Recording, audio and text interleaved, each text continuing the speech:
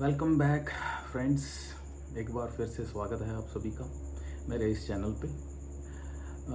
आज हम book think and grow rich जो कि नेपोलियन हिल द्वारा लिखी गई है उसका 10th चैप्टर जिसका नाम है मिस्ट्री ऑफ सेक्स ट्रांसम्यूटेशन, इसको हम डिस्कस करेंगे। This is a 10th step towards richness. Transformation या ट्रांसम्यूटेशन क्या होती है? It's change or transferring one form of a substance or thing into another. In a simple dictionary meaning, to change one thing to another, just to change the shape or form to another form. Emotion of sex जो है that is the strongest emotion जितने भी humans में होते हैं उसमें सबसे ज़्यादा स्ट्रॉन्ग होता है। और ये जो है मोशन ऑफ सेक्स है, this is nothing but a state of mind.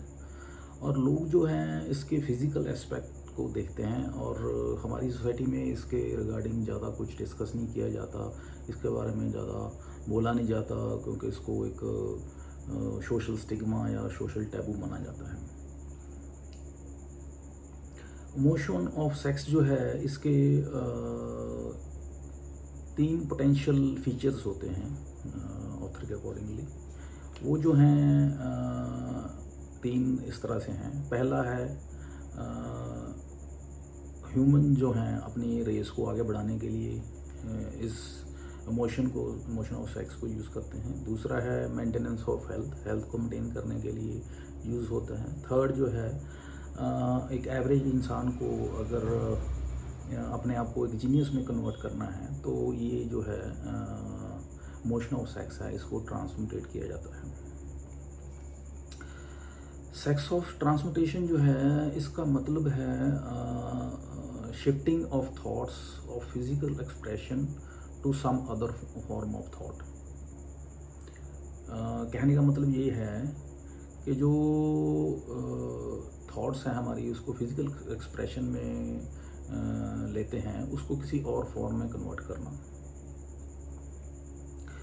जब इंसान में मोशन ऑफ सेक्स जो है काफ़ी एक्टिव हो जाता है या ये जो ट्रेट है उसमें डोमिनेट किया होता है तो बहुत ज़्यादा इंसान इमेजिनेटिव पावर, उसकी करेज, विल पावर, परसिस्टेंस और क्रिएटिविटी जो है काफ़ी हद तक एक्सेप्शनली बढ़ जाती है। और इंसान जो है यहाँ तक कि अपनी लाइफ, अपनी ज़िंदगी को भी दांव पे लगा देता है और कह लीजिए अपने रेपुटेशन की भी परवाह नहीं करता है। और इसके उल्टा अगर ये जो मोशन ऑफ सेक्स है इसको प्रॉपर तरीके से, सही तरीके से चैनलाइज किया जाए तो ये बहुत अच्छे रिजल्ट्स देता है और एक जो एक नॉर्मल इंसान है उसको एक जीनियस इंसान में कन्वर्ट किया जा सकता है। और वो ये पॉसिबल है थ्रू सस्टेन्ड एफर्ट्स। और इसमें सबसे बड़ा इम्पॉर्टेंट जो है विल पावर।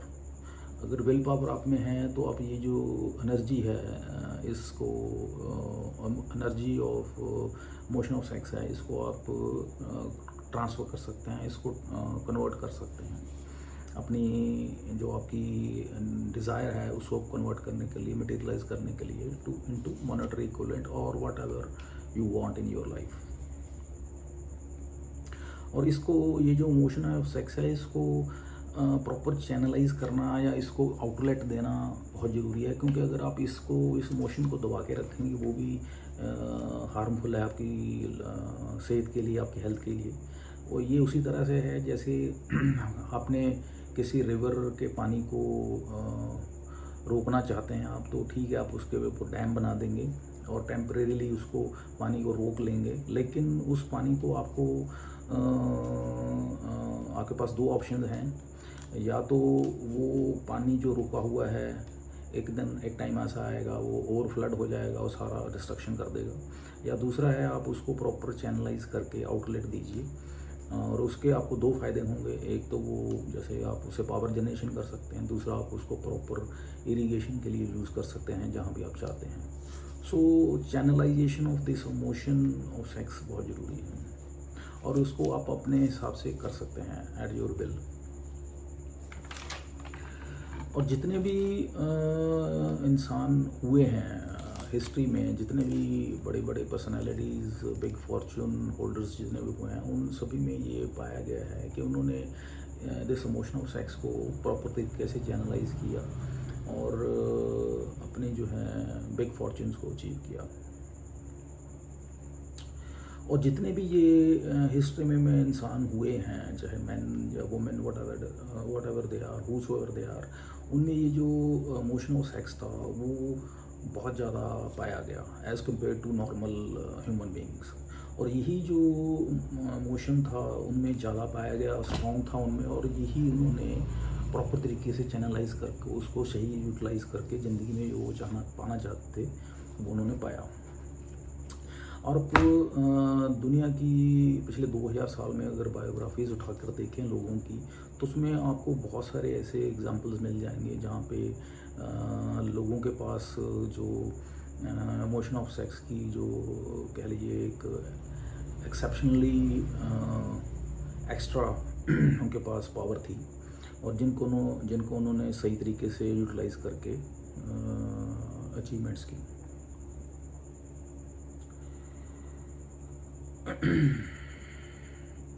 और ये जो इमोशन ऑफ सेक्स है, इसको सही तरीके से अगर यूटिलाइज करता है इंसान, तो वो अपने आप को जीनियस में कन्वर्ट कर सकता है, क्योंकि इसमें जो इमोशन ऑफ सेक्स है इसमें क्रिएटिव एबिलिटी है या एक क्रिएटिव पावर है। ये क्रिएटिव पावर क्या है बेसिकली, ये क्रिएटिव इमेजिनेशन है। और ये क्रिएटिव इमेजिनेशन है, this is nothing but a sixth sense of a human beings. और अगर आप अपने सेक्स अर्ज को या सेक्स को दबाएंगे या इसको ख़त्म करने की कोशिश करते हैं, तो कह लीजिए ये जो है आपके लिए बहुत डिस्ट्रक्टिव साबित होती है, और अपनी जो कह लीजिए हेल्थ को तो ख़राब करते हैं, अपने आप को लिटरली ख़त्म कर लेते हैं। और इसमें डिस्कस किया है इस चैप्टर में ऑथर ने 10 ऐसे माइंड स्टिमुलेंट्स को जो कि इफ़ेक्ट करते हैं ह्यूमन माइंड को। और माइंड को किस तरह से इफेक्ट करते हैं कि जो माइंड की थॉट्स की वाइब्रेशन है उसको लेवल अप कर देते हैं, और उससे क्या होता है कि फिर वो बंदे में एंथुजियाज्म, इमेजिनेटिव पावर और उसकी जो इंटेंस डिज़ायर है वो बढ़ जाती है। और ये स्टिमुलाई जो हैं वो कौन कौन से हैं, 10 वो ये हैं। Number 1, desire of sex, desire for sex expression. Second is love. Third is building, the third is burning desire to attain something in life. Fourth is music. Fifth is friendship with the same sex or opposite sex. Sixth is mastermind lines based upon the harmony, maybe 2 people or more than 2 people. सातवां है mutual sufferings, अगर 2 इंसान जो कि एक तरह की suffering कर रहे हैं तो उनमें होता है। 8th is auto suggestion, 9th is fear and 10th is narcotics and alcohol. इन 10 में से जो पहले 8 हैं वो कंस्ट्रक्टिव हैं, पॉजिटिव स्टिमुलस हैं, और लास्ट वाले 2 जो हैं fear and narcotics and alcohol, ये जो नेगेटिव या डिस्ट्रक्टिव फॉर्म ऑफ स्टिमुलस हैं। ये जो ट्रांसमिटेशन ऑफ सेक्स डिज़ायर है, ये किसी भी इंसान को जीनियस में कन्वर्ट कर सकता है। और ये जीनियस में कन्वर्ट कैसे हो सकता है और कौन हो सकता है, इसको हम डिस्कस करते हैं कि इसमें क्या क्या होता है। इसमें जो इंसान अपनी थॉट्स को कह लीजिए उनकी वाइब्रेशन को बढ़ा के उस लेवल पे ले जाता है जहाँ पे वो कह लीजिए सुपर नेचुरल पावर, या जिसको ऑथर ने सुपर इंटेलिजेंस कहा है, उस लेवल तक लेके जाता है और उसको साथ फ्रिक्वेंसी मैच कर लेता है। तो उसमें क्या होता है कि फिर वो उसको आइडियाज़ आने शुरू हो जाते हैं, या उसको वर्ड हंचेस इस बुक में ऑथर ने डिस्क्राइब किया एज ए हंचेस, मीन्स आइडियाज़ आने शुरू हो जाते हैं।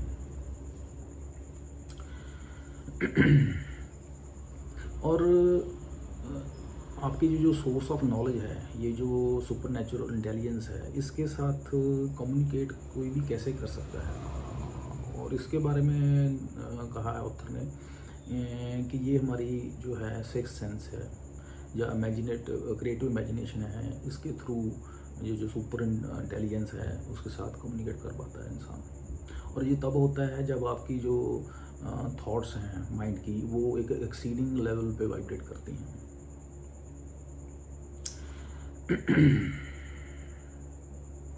और ये जो क्रिएटिव इमेजिनेशन है, लोग इसके बारे में जानते ही नहीं, उनको पता ही नहीं होता, तो वो आपकी क्रिएटिव इमेजिनेशन को यूज़ ही नहीं कर पाते हैं, क्योंकि उनको इसके बारे में पता ही नहीं होता है।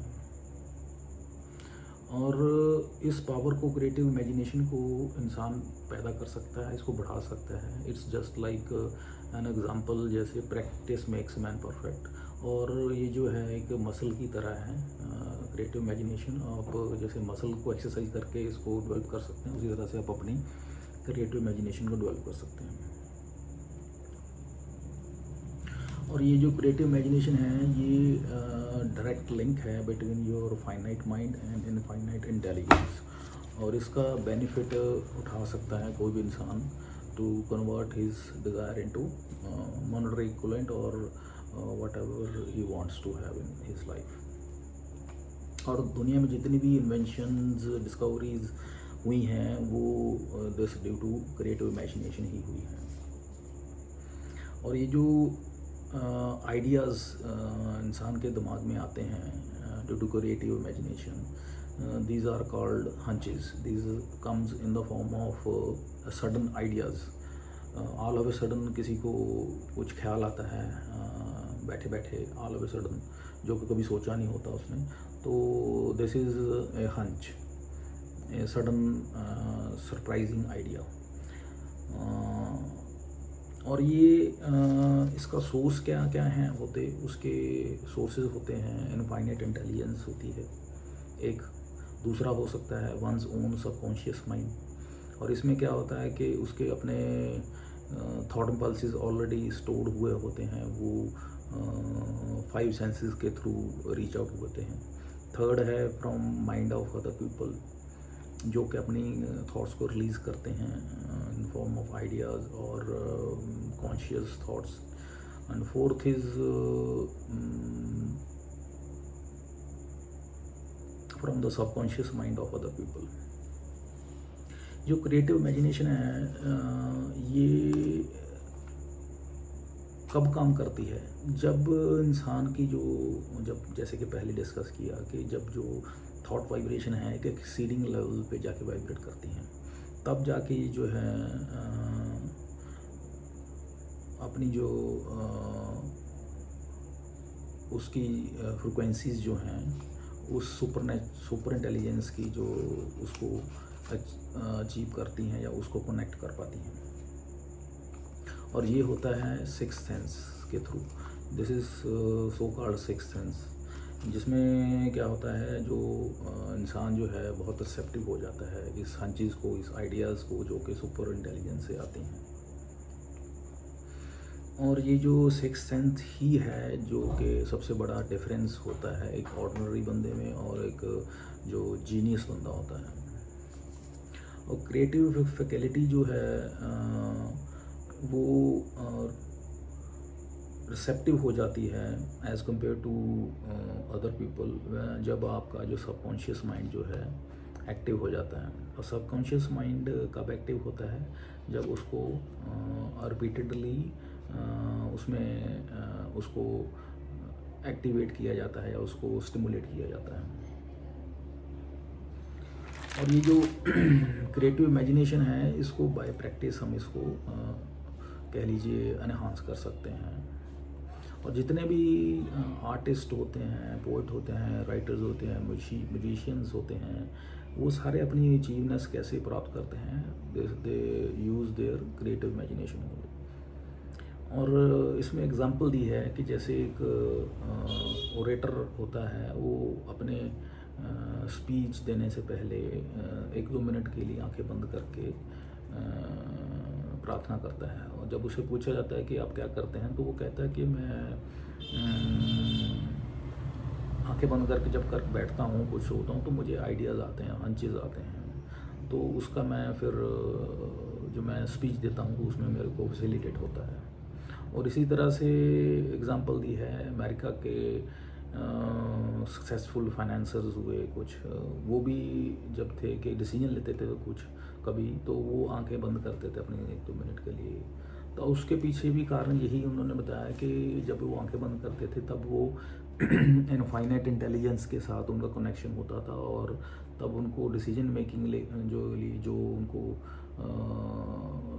एक कह लीजिए हौसला चाहिए होता है, या उनको एक पावर चाहिए होती है, वो मिल जाती थी। इसमें एक एग्ज़ाम्पल दी है ऑथर ने, एक डॉक्टर एल्मर और गेट करके हुए थे। उनके नाम पे 200 पेटेंट्स जो हैं हिस्ट्री में दर्ज हैं। हालांकि वो ज़्यादा इतने रनाउंड नहीं है इन दी सेंस कि हिस्ट्री में उन बारे में ज़्यादा नहीं लिखा गया, बट अगर पेटेंट बुक उठा के देखें तो 200 पेटेंट्स जो हैं उनके नाम पे लिखी गई हैं। और ये जो पेटेंट्स हैं उनको कैसे उन्होंने प्राप्त किए, ये जो डिस्कवरीज उन्होंने कैसे की, तो इसके पीछे एक बड़ा इंटरेस्टिंग फैक्ट है कि वो ये है कि उन्होंने एक लेबॉर्ट्री बनवाई हुई थी। लेबॉर्ट्री में क्या था खासियत, वो एक साउंड प्रूफ कमरा था जिसमें एक टेबल लगा हुआ था, उस टेबल पे एक कापी और पेंसिल था रखा हुआ, और उस कमरे में एक ट्यूब लाइट थी। और ये जो जेंटलमैन हैं, जो भी इनको कुछ सोचना होता था किसी प्रॉब्लम पे या किसी आइडिया को जनरेट करना होता, तो वो वहाँ पे जाते थे। तो सबसे पहले क्या करते थे, जितने भी फैक्ट्स एंड डाटा किसी कह लीजिए फैक्ट्स एंड डाटा किसी आइडिया पे उनके पास ऑलरेडी होते थे, पहले उनको वो माइंड में रिमाइंड करते थे। फिर उसके बाद वो बैठ के मेडिटेट करते थे, ताकि जो बाकी रिमेनिंग फैक्ट्स एंड डाटा या बाकी जो उसके रिमेनिंग पार्ट उसका रह गया है, वो उनको इन फॉर्म ऑफ आइडिया या हर चीज़ उसको प्राप्त हो। और ये तब तक वो बैठे रहते थे जब तक उनको remaining part of that idea उनको इन फॉर्म ऑफ पंचेस मिल नहीं जाता था। और 1-2 बार तो ऐसा हुआ को 3-3, 4-4 घंटे भी उनको इस पोजीशन में बैठे रहना पड़ा। और ये जो भी उनको आइडियाज़ आते थे वो इमीडिएटली उनको राइट डाउन करते रहते थे। सो ये जो रीजनिंग फैकल्टी है, ये जो है एक्सपीरियंस के साथ आप इसको डेवलप कर सकते हैं। और ये जो आइडियाज़ हैं, आपकी जो रीजनिंग फैकल्टी है इंसान की, वो फॉल्टी हो सकती है। वो इसलिए फॉल्टी हो सकती है क्योंकि वो फैक्ट्स एंड डाटा या हिस्ट्री के बेस पे होती है। लेकिन ये जो क्रिएटिव इमेजिनेशन से आइडियाज़ आते हैं, वो आपके सुपर इंटेलिजेंस से आते हैं, तो उनकी प्रोबेबिलिटी ऑफ कह लीजिए सही होने के चांसेस ज़्यादा होते हैं। और ये जो 2 तरह के इन्वेंटर यहाँ पे डिफ़ाइन किए गए हैं इस चैप्टर में, एक तो होते हैं जो जीनियस इन्वेंटर होते हैं, दूसरे होते हैं क्रैंक इन्वेंटर, या जो कह लीजिए जनरलाइज्ड इन्वेंटर। जो कि जनरलाइज्ड या क्रैंक इन्वेंटर्स वो होते हैं, वो जो हिस्ट्री के फैक्ट्स एंड डाटा हैं उन पे काम करके कुछ नया बनाने की कोशिश करते हैं। और जो जीनियस इन्वेंटर होते हैं वो वर्क करते हैं क्रिएटिव इमेजिनेशन पे, और नए आइडियाज़ जो हैं उन पे काम करते हैं। सो जो जीनियस हैं उसमें क्या क्या उनके कैरेक्टरिस्टिक्स हैं, let us discuss about that. ये जो जीनियस हैं, इनको जो हमारे पास नॉलेज होती है फ्रॉम हिस्ट्री या डाटा एंड फिगर्स जो हमारे पास हैं, वो इनसफिशेंट होते हैं। तो ये जो जीनियस होते हैं वो अपनी क्रिएटिव इमेजिनेशन को यूज़ करके इन फॉर्म ऑफ आइडियाज़ और हंचेस जो हैं इंफॉर्मेशन लेके, वो जो इंफॉर्मेशन को इकट्ठी करके फिर ये नई नई इन्वेंशंस करते हैं। और दूसरा ये जो है अपने जो कह लीजिए इनकी जो माइंड की वाइब्रेशंस हैं उनको एक्सीडिंग लेवल पे लेके जाते हैं, और इस सीनियर लेवल पे ले जाके ये उस सुपर नेचुरल इंटेलिजेंस के साथ अटैच करके फिर ये आइडियाज़ को रिसीव करते हैं। और इसमें ये जो 10 स्टिमुलेंट्स हमने पीछे डिस्कस किए हैं उनमें से किसी की हेल्प लेते हैं।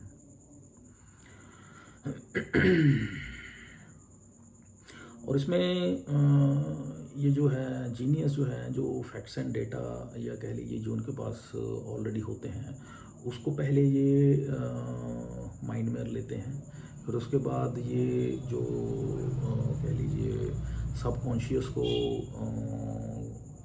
कनेक्ट करते हैं, उस पे सारा फीड करते हैं ये क्या क्या उनके पास ऑलरेडी इन्फॉर्मेशन है। फिर उनसे सबकॉन्शियस से एक्सपेक्ट करते हैं अनचीज़ की या आइडियाज़ की, और जब ये उनको प्राप्त होते हैं तब उसको फाइनली ये मटेरियलाइज करके उसको फाइनल रूप दे देते हैं। उसमें एग्जांपल दी है एडिसन की। उन्होंने 10,000 बार पहले कह लीजिए ट्राई किया एक बल्ब को इन्वेंट करने से पहले।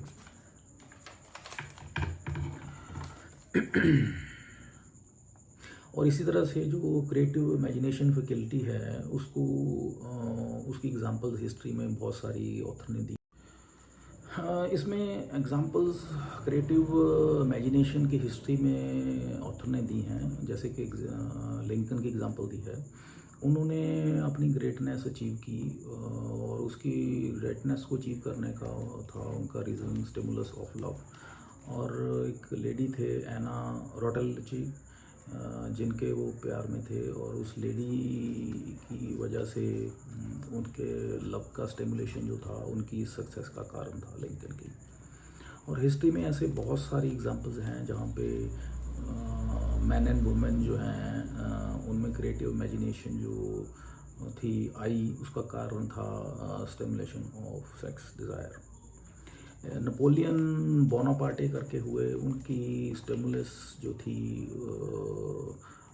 कह लीजिए सक्सेसफुल होने का लाइफ में, उनकी वाइफ थी जोसेफिन।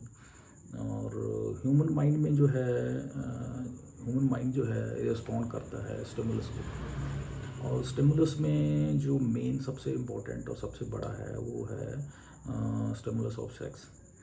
ये जो है अगर इसको पॉजिटिवली हार्नस किया जाए और ट्रांसमोटेट किया जाए तो कोई भी जो है नॉर्मल या ऑर्डिनरी बंदे से एक जीनियस में कन्वर्ट हो सकता है। और इसकी एग्जांपल्स ऑथर ने काफ़ी दी हैं इस चैप्टर में, जैसे कि जॉर्ज वाशिंगटन है, थॉमस एडिसन है, नेपोलियन हुए, लिंकन हैं, थॉमस जेफरसन हैं, एंड्रू जैकिंसन हैं, एंड्रू कार्नेगे हुए हैं, फोर्ड हुआ, जॉन हैंकॉक थे, सैमुअल एडम थे।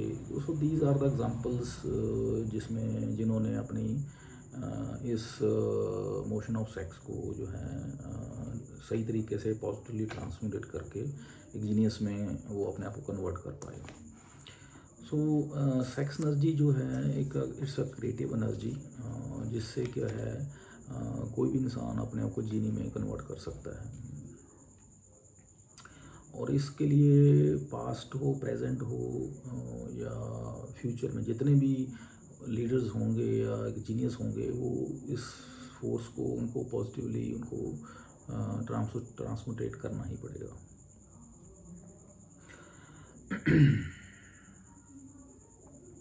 और ये जो इस एनर्जी को जब ट्रांसमुटेट करते हैं तो जो माइंड जो है वो उसकी वाइब्रेशन जो है एक्सीडिंग स्टेट में चली जाती हैं, या यूँ कह लीजिए माइंड जो है स्टिमुलस हो जाता है, स्टिमुलेट करना शुरू कर देता है, एक्साइटिंग स्टेज में चला जाता है। तो और ये जो होता है सिर्फ एंड सिर्फ सेक्स एनर्जी से ही होता है और किसी कारण या किसी वजह से नहीं होता। और इस सेक्स एनर्जी का पोजेशन इज़ नॉट सफिशिएंट। इसकी जो कह लीजिए प्रॉपर ट्रांसमुटेशन या इसकी प्रॉपर सही तरीके से चैनलाइज होना वो बहुत ज़रूरी है। क्योंकि और इसमें ऑथर ने एक बहुत बड़ी इंटरेस्टिंग फैक्ट देखा है अपने 25 साल की जो एनालिसिस किया इस बुक को लिखने के दौरान। वो ये था कि लोग जो थे 40 साल से लेके 60 साल की उम्र के बीच में ही वो लाइफ में अपने सक्सेसफुल हुए। और उसका कारण अल्टीमेटली ये देखा कि ड्यूरिंग दिस टाइम जो थे उन लोगों को अपनी जो पावर का उनको पता चला या पता लगा, और तभी इसी दौरान मैक्सिमम लोगों ने फिर अपनी पावर को सही तरीके से चैनलाइज किया, ट्रांसम्यूटेट करके वो जीनियस में कन्वर्ट हुए। और इससे पहले क्यों नहीं हो पाए कि उनको नॉलेज नहीं थी, और या फिर वो अपनी जो इस एनर्जी को वो एन्जॉयमेंट के लिए ही यूज़ करते रहे। और कहते हैं जो सेक्स सर्च और आपकी जो स्पिरिचुअल एनर्जी है उसमें बहुत आपस में नज़दीकी का संबंध है। They are very close related. आपकी स्पिरिचुअल लाइफ या स्पिरिचुअल एस्पेक्ट ऑफ लाइफ जो है और सेक्स जो है एस्पेक्ट ऑफ लाइफ है, ये दोनों इंटरलेटेड हैं। और जितने भी रनाउंड पर्सनैलिटीज़ हिस्ट्री में हुई हैं, या जितने भी सेल्स पर्सन देखें अगर अपनी सोसाइटी में सक्सेसफुल सेल पर्सन, वो उनमें जो इमोशनल सेक्स है ये एनर्जी बहुत ज़्यादा होती है।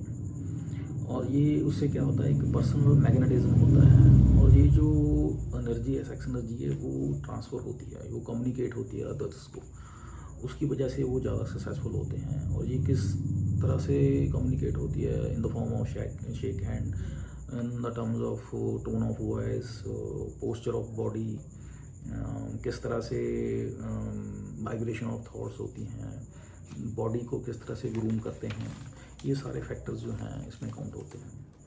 जितने भी public speaker, auditors, preachers, lawyers हुए हैं, they have very personal magnetism उनमें बहुत ज़्यादा पाया गया, और उनमें जो जो मोशन ऑफ सेक्स एनर्जी थी वो बहुत ज़्यादा स्ट्रॉन्ग थी as compare to normal people. Author ने एनालाइज किया कि जितने भी सक्सेसफुल बंदे हुए हिस्ट्री में, उनके पीछे कहीं ना कहीं समहाउ डायरेक्टली इनडायरेक्टली औरतों को पाया गया, और ये जो औरतें थी उनकी सक्सेस का कारण थी बनी। और सेल्फ कंट्रोल का लैक होना या सेल्फ कंट्रोल की कमी होना विद रिस्पेक्ट टू, चाहे वो सेक्स हो, चाहे वो ईटिंग हो, चाहे वो ड्रिंकिंग हो, किसी भी आपकी आदत में, किसी भी हैबिट में आपका लैक ऑफ कंट्रोल होना वो बहुत ख़तरनाक होता है। स्पेशली जो आपकी जो एक इसमें डिस्कस किया है कि आपकी सेक्स की जो एक कह लीजिए हैबिट है, उसमें अगर आपका सेल्फ कंट्रोल नहीं है तो this will lead to destruction, आप उसमें बर्बाद हो सकते हैं। तो you should be cautious about that. So moderation is the key to success, इसलिए एक कहावत ये भी है कही गई। आपके जो फ्रूटफुल ईयर्स लाइफ के ऑथर ने जैसे पहले डिस्कस किया कि 40 से 60 साल माने गए हैं, देखे गए हैं प्रैक्टिकली एनालिसिस के बाद। और इसमें एक और है कि लव, सेक्स एंड रोमांस, इन तीनों की कॉम्बिनेशन जो है किसी भी इंसान को अपलिफ्ट करने के लिए लाइफ में ये बहुत इम्पोर्टेंट है। और इसमें अगर कहेंगे कोई चीज़ मिसिंग होती है तो इंसान जो जिस पोजीशन पे पहुंचना चाहता है वो नहीं पहुंच पाता। अगर तीनों चीज़ें इक्वली प्रोपोर्शन में डिस्ट्रीब्यूटेड हैं या उसमें हैं तो man can produce wonders in his life and become genius. और ये इमोशंस जो हैं, these are nothing but a state of mind. और नेचर ने ये जो है एक कह लीजिए केमिस्ट्री प्रोवाइड कराई है माइंड की। और इसमें क्या है, केमिकल्स का अगर सही कॉम्बिनेशन है तो बहुत बढ़िया एक प्रोडक्ट बनता है। अगर कॉम्बिनेशन गलत हो गया केमिकल्स का तो ब्लास्ट हो जाता है, तो मुझे ना मतलब फेलियर्स होते हैं। जैसे फॉर एग्जांपल इसमें मैरिज है, मैरिज में अगर हस्बैंड वाइफ की अंडरस्टैंडिंग अच्छी है तो लाइफ बढ़िया निकलती है, अदरवाइज़ क्या होता है, हेल बन जाती है लाइफ। और इसी तरह से इमोशन ऑफ लव है, अगर वो जेलसी के साथ एड अप होता है तो that leads to disasters sort of things. So genius बनने के लिए ये जो तीनों इमोशंस हैं, emotion of love, emotion of sex, emotion of romance जो है, तीनों की कॉम्बिनेशन अगर है तो ये बहुत अच्छा रिजल्ट देती है। और इसके अलॉन्ग जो है इन तीनों के जो रिज़ल्ट्स के अलावा किसी भी इंसान का पॉजिटिव माइंडसेट होना बहुत ज़रूरी है। और नेगेटिव इमोशंस जो हैं माइंड में किसी की नहीं होनी चाहिए। ये 2-3 चीज़ें जो हैं एक जीनियस के बनने के लिए बहुत ज़रूरी हैं। और कोई भी इंसान जो है अपने वॉलंटरी एक्ट करके अपने आप को जीनियस बना सकता है। ऐसा नहीं है कि कोई अपने आप को जीनियस नहीं बना सकता। दिस इज़ नॉट कि कोई बाय बर्थ ही जीनियस होता है। नो डाउट बाय बर्थ भी जीनियस बॉर्न होते हैं, बट ऐसा नहीं है कि अगर आप नॉर्मल हैं तो ऑर्डिनरी इंसान है तो आप अपने आप को जीनियस नहीं बना सकते हैं। ऐसा नहीं है, आप बना सकते हैं with efforts. Emotion of love जो है एक इसमें और डिस्कस किया है ऑथर ने कि ये ऐसा इमोशन है जो अलग अलग फॉर्म्स हैं इसके हमारे लाइफ में। जैसे कि हमारा पेरेंट्स के साथ प्यार है उसका वो कुछ और तरह का होता है, बच्चों के साथ आपका प्यार जो कुछ और तरह का होता है, उसकी इमोशन कुछ और होते हैं। वाइफ के साथ जो प्यार है उसका उस इमोशन की कुछ और डेफिनेशन है। सो ये जो है लव जो है, और love basically it's spiritual form, और इसी के ऑपोजिट जो है सेक्स जो है इट्स फिज़िकल फॉर्म है इसकी, और ये इट्स रिलेटेड टू फिज़िकल और बायोलॉजिकल नीड। और जो जब ये लव जो है इसकी डिफरेंट शेड्स हैं, डिफरेंट इसकी टाइप्स हैं depending upon the position of persons in your life. जैसे कि हमने पहले डिस्कस किया, पेरेंट्स के साथ अलग है, बच्चों के साथ अलग है, वाइफ के साथ अलग है, या आपकी स्वीट हार्ट है उसके साथ अलग है। और किसी भी मैरिज लाइफ में अकेला प्यार होना वो सफिशिएंट नहीं है, ना ही अकेला आपकी मैरिड लाइफ में सेक्स होना सफिशिएंट है। इन दोनों का कॉम्बिनेशन अलॉन्ग विद रोमांस, ये तीनों का कॉम्बिनेशन होना बहुत ज़रूरी है आपकी सक्सेसफुल मैरिड लाइफ होने के लिए। अगर